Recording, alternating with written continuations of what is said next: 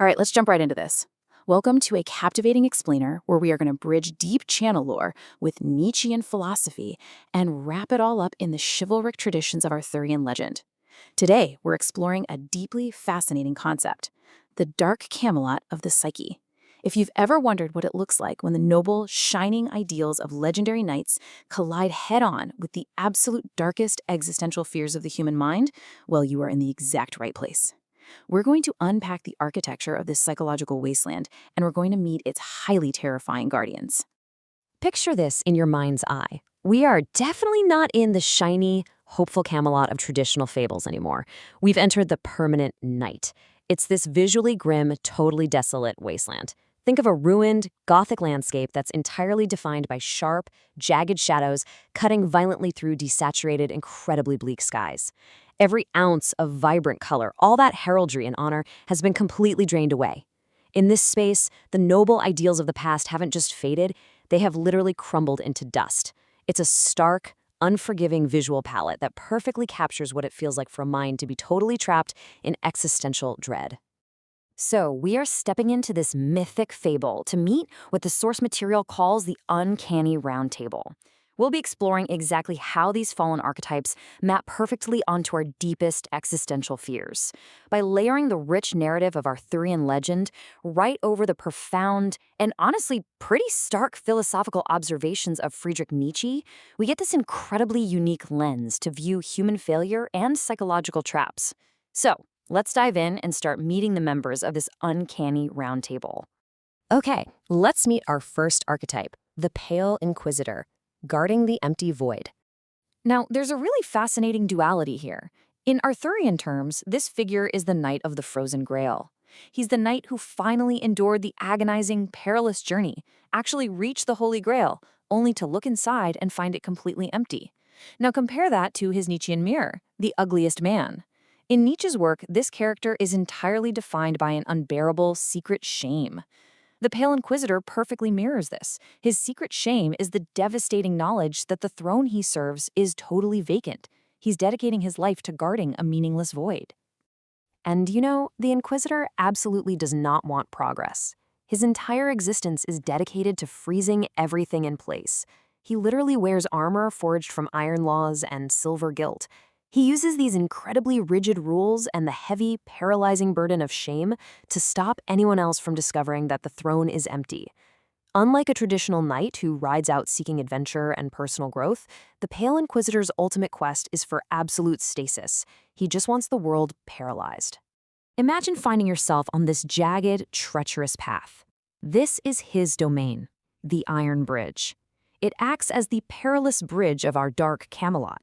Here, the Inquisitor challenges every single traveler who tries to cross. But it's not a duel of swords. It's a terrifying psychological ultimatum. You must remain perfectly still. The slightest movement, the absolute slightest admission of growth or imperfection, drops you straight into the abyss. It's the ultimate trap of the past, using your very own guilt to keep you frozen in place. Moving right along to our second figure, the last thinker, curating extinction. If the Inquisitor was a fallen knight, well, this figure is Merlin gone completely rogue. As the necromancer of the Glass Library, he represents the mystical entirely stripped of its wonder.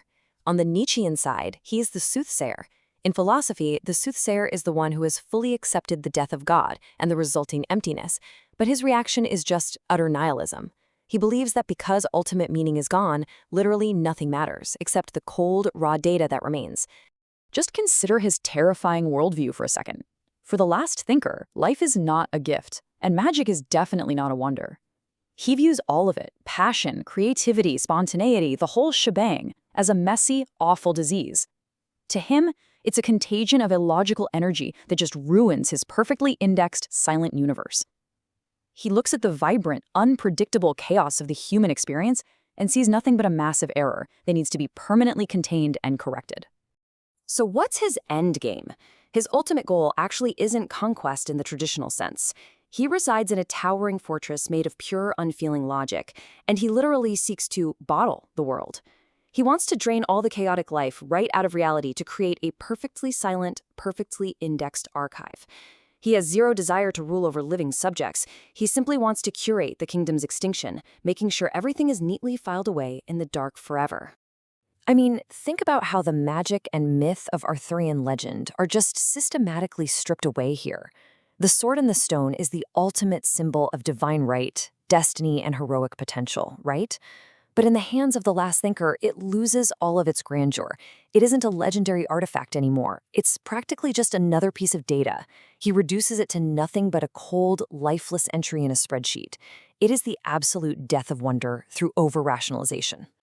And that brings us to our third archetype, the Tarantula Preacher, the uncanny law of the predator. This character is the Arthurian Black Knight of the Uncanny Wood, a rogue warrior who has completely thrown his heraldry and honor right out the window. His Nietzschean mirror is the spirit of gravity, specifically the tarantulas. In Nietzsche's writings, the tarantulas are those who secretly harbor venomous resentment and a deep desire for revenge, but they brilliantly hide it behind this deceptive facade of preaching justice or equality. The tarantula preacher operates exactly like this, hiding his venomous sting behind what he claims is a holy gospel. Now, unlike the pale inquisitor who wants to freeze the wild knights, the preacher actively encourages them to mutate and consume. He fully embraces the uncanny law of the predator.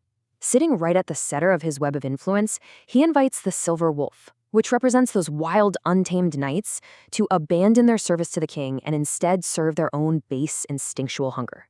He definitely doesn't want stasis. He wants consumption. And here is the truly horrific twist.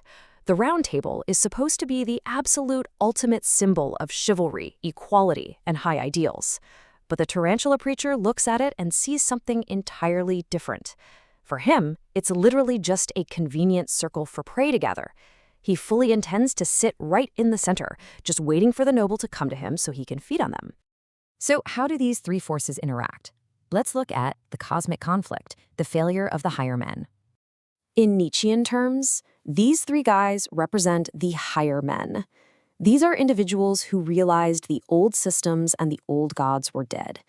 They set out on the grand quest for the Übermensch, the ultimate, self-actualized human who creates their own meaning.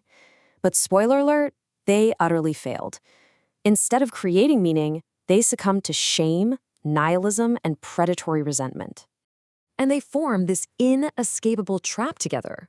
Just look at how they divide their domains. The Inquisitor is the Knight of Memory. His whole thing is punishing your soul for its past. The Thinker is the Knight of Reason. He is actively erasing your soul for its present noise and chaos. And the Preacher is the Knight of Will. He is consuming your soul for its future power. You are literally trapped across time, punished for yesterday, erased today, and consumed tomorrow. But there is a way out of this wasteland. Let's talk about the Grave Dance, the hero of the Permanent Night. The true hero of this psychodrama doesn't freeze in shame like the Inquisitor. They don't overanalyze and catalog everything like the Thinker, and they certainly don't consume others like the Preacher. The true hero accepts the terrifying truth. The Grail is indeed empty. The grand, prepackaged meaning of the universe just isn't there. But instead of despairing, they choose to vividly perform the grave dance. Picture this vividly. Right in the middle of that bleak, desaturated landscape, framed perfectly by those harsh, jagged Gothic shadows, they just start to dance. It's a wild, kinetic, deeply passionate display of movement. It's an act of profound, joyous rebellion right in the middle of a graveyard. That is the triumphant defiance of the grave dance. The hero isn't trying to rebuild the old, broken kingdom, and they aren't looking for some empty grail to come and save them. They are generating brilliant meaning entirely from within. By dancing wildly amidst those ruins, they are creating their own light in the permanent night. It is the ultimate realization of the Nietzschean Übermensch in this dark Arthurian setting. You become your own source of meaning when the world offers absolutely none. So I want to leave you with this final thought to really chew on as you navigate the ruins of your own certainties. We are all going to face moments where the ideals we chased turn out to be completely hollow. When you finally reach the center of your own dark Camelot, when you look inside your grail and find it completely empty, what is your reaction going to be? Are you going to let the Inquisitor freeze you in guilt? Are you going to let the Thinker rationalize away your joy?